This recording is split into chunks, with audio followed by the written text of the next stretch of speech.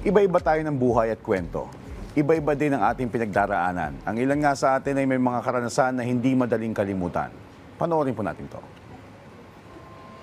It's okay not to be okay. Pero minsan, kahit ilang ulit nating sabihin yan, may mga panahon talagang hindi pa rin natin kayang tanggapin ang sakit. Nakilala namin ang isang empowered woman na piniling labanan ang takot at bumangon mula sa mapait na karanasan. Itago na lang natin siya sa pangalang Barry. Sa likod ng kanyang mga ngiti ay mga sugat na hindi agad naghilom. Mga karanasang pilit niyang nilalabanan araw-araw hanggang sa unti-unting natutunan niyang muling bumangon. Nandun po yung pinsan ko na ka-close ko before. Mas matanda po siya sa akin ng mga 4 years. Pero dumating po sa time na one night po, bigla na lang po siya lumapit sa akin and then sinabi niya po sa akin na pwede bang hawakan and stuff. At first po, kasi syempre inosente po ako during that time, 17 years old ako. So hindi ko po alam kung ano po yung mangyayari. Dumating po na parang normal na sa akin lahat, na hinahawakan po yung mga private parts ko na out of nowhere po. And then, hindi po ako makapagsumbong. Syempre kasi mas iniisip ko po yung family ko na baka masira and stuff. Ayon sa mga pag-aaral, ang traumatikong karanasan ay maaaring magdulot ng matinding epekto, hindi lamang sa ating emosyon, kundi pati sa ating pisikal at mental na kalusugan. Right now po, I'm doing well and yung mga past experiences ko na naranasan ko, it made me stronger and to be the woman that I am today po. Gaya ni Barry, marami rin sa atin ang tahimik na lumalaban sa sarili nilang mga battles. Alamin natin kung paano natin mas maiintindihan ang epekto ng trauma at kung paano natin matututunang maghilom dito lang sa Rise and Shine Pilipinas.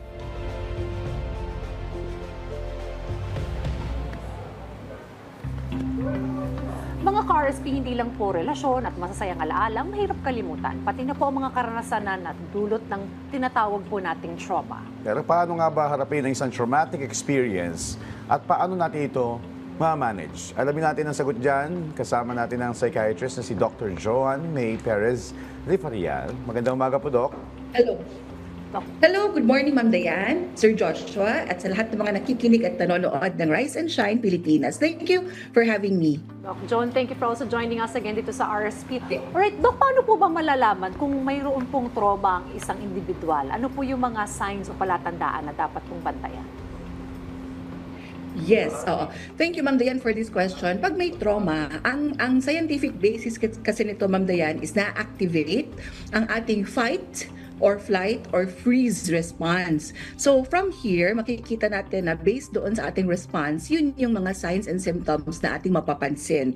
So for example, in terms of cognition ng ating emotions, maaari tayong nagiging malungkot, we feel numb, for example, or siguro anxious at hindi tayo makakatulog ng maayos because of the trauma, and nagkakaroon tayo ng mga intrusive thoughts, mga thoughts na paulit-ulit about the traumatic event. For example, through nightmares, nagkakaroon din tayo ng mga flashbacks of the incident, of the traumatic incident.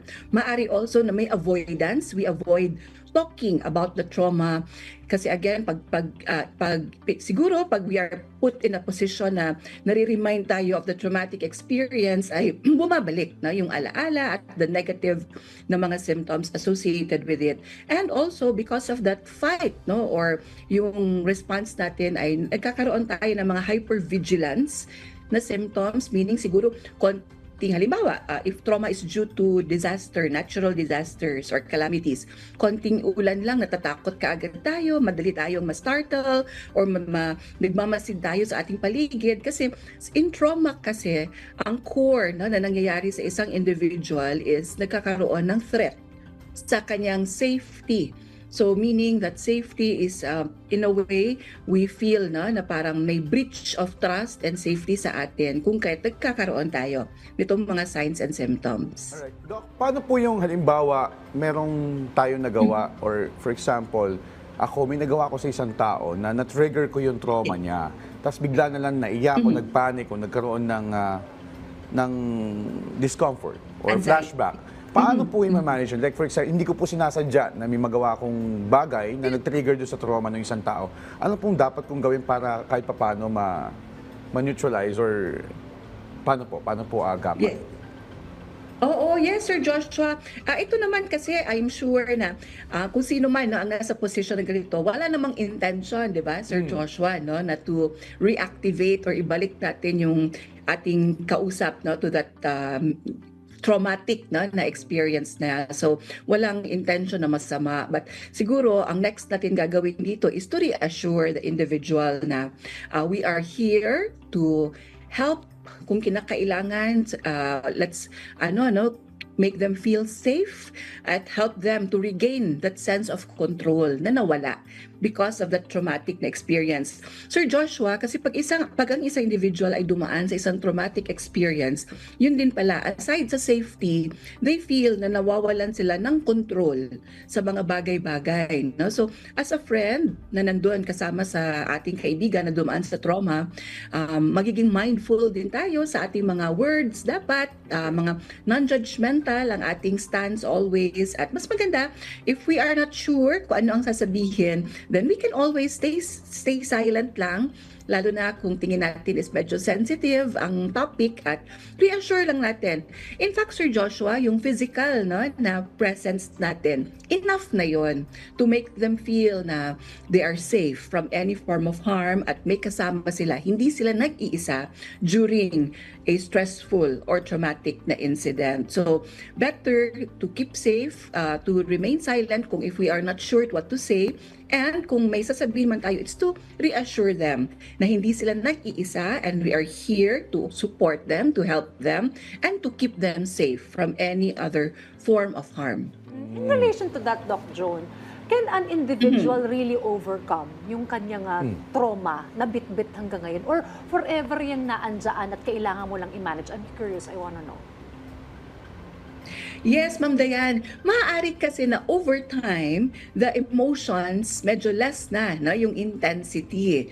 Maaaring heightened ang emotions during the impact of the trauma, during the time of the traumatic event. And slowly, it's a process always, Ma'am Dayan, yun always ang reminder natin na ang healing and recovery from any form of traumatic event, hindi siya yung overnight, hindi siya yung merong specific na timeline na dapat by 1 month okay ka na, hindi, walang ganon. So kanya-kanya tayo ng pagdadaanan na proseso. So mas maganda, wag madaliin, and we go through the process of healing. And kung halimbawa, very painful, yes, let's feel the pain. Kung kinakailangan umiyak tayo, express natin ang ating emotions, because through these processes ay nagkakaroon din ng sense of clarity, parang naiisip natin ano nga ba ang ating mga coping mechanisms na nakakatulong, ano ang mga supports available for us, at nagkakaroon ng sense kung ano ba ang nangyari sa atin. And again, through the process, maaring may mga, sa question mo Ma'am Dayan kanina, maaring may mga reminders. For example, kung may maamoy tayo sa ating 5 senses, na may maamoy, or meron tayong makita, may marinig tayo na music, for example, na which would remind us of the traumatic incident or event, maaaring mag-reactivate ang ating emotions, but in a milder form. Parang gano'n na siya. Kasi through time ay mas nagsasubside din ang emotions. Of course, with the proper, Ma'am Dayan, with the proper support also from family and friends, and knowing kung ano yung mga makakatulong sa atin na coping strategies. Alright. So what you're saying, Doc, is yung trauma na minsan na dinadala na matagal na ng isang tao, pwede siya maging simple memory na lang. Parang ganon. Na hindi na masyado makaka-apekto sa takbo ng buhay niya. Tama ba? May mga reminders, may mga reminders. Ang tawag natin doon, Sir Joshua, mga triggers na maaaring makapagpaalala sa atin. Kaya di ba yung isang symptom na sinabi ko kanina, ay gusto nilang to avoid nila any form of reminder like halimbawa, place kung saan nangyari ang calamity or trauma, people involved, kung ano man, no, yung circumstance, ina-avoid nila yon. But sometimes, through time, may mga episodes talaga no, na mariremind Episodes. tayo. So, bumabalik the emotion. So, maaring roller coaster of emotions siya. Sir Joshua, maaring we are medyo healed na a bit, but pag may reminder, bumabalik yung sadness, lungkot, anxiety, takot, fear, worry about our safety.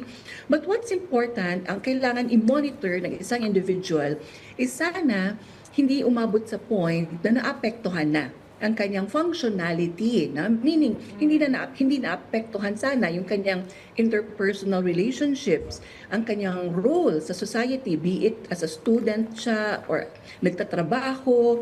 So sana ay huwag maapektuhan yun. Kasi pag naapektuhan na yung mga gampanin natin sa buhay because of the symptoms natin ng trauma, ay yun ang kailangan na natin to seek help for it. Kasi of course, merong help available at huwag mawala ng pag-asa kasi merong mga strategies to help an individual who is going through a more complex or complicated form of grieving and healing from the trauma. Okay. Well, before we let you go, Doc Joan, mensahe nyo na lamang po sa ating pong mga manonood.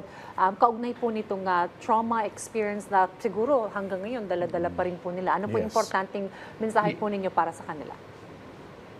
Yes, never be afraid to reach out, ask for help. No? Kung tingin natin is parang persistently talagang hirap tayo to move forward or to heal or to process our emotions on our own, huwag mawalan ng pag-asa kasi may mga handang tumulong through the healing and recovery process. You are never alone. Hindi ka nag-iisa. And it's okay. Sabi nga kayo na sa intro ninyo dun sa video, it's okay not to feel okay. Yes, embrace natin, let's acknowledge our emotions. Pag in-acknowledge natin na tayo ay nangangailangan ng support and help, hindi siya kabawasan ng ating pagkatao. It's never a sign of a weakness of our character. Hindi tayo weak. In fact, it's baliktad. It tells us na we are strong enough to acknowledge no, na Yes. temporarily we need help and know that help and support is always available. Kaya wag mawalan ng pag-asa sa buhay. Yeah, sabi nga nila, our challenges, our struggles is what makes us stronger. Samantala mga ka-RSP, Yes. maraming salamat po, Doc Joan, sa paggabay po sa amin tungkol sa trauma at paano po ito malalampasan. Thank you so much, Thanks, Doc. Joan. Thank you, Sir Joshua and Ma'am Dayan, and Rise and Shine Pilipinas. More power to everyone. Thank Thanks, you. Doc.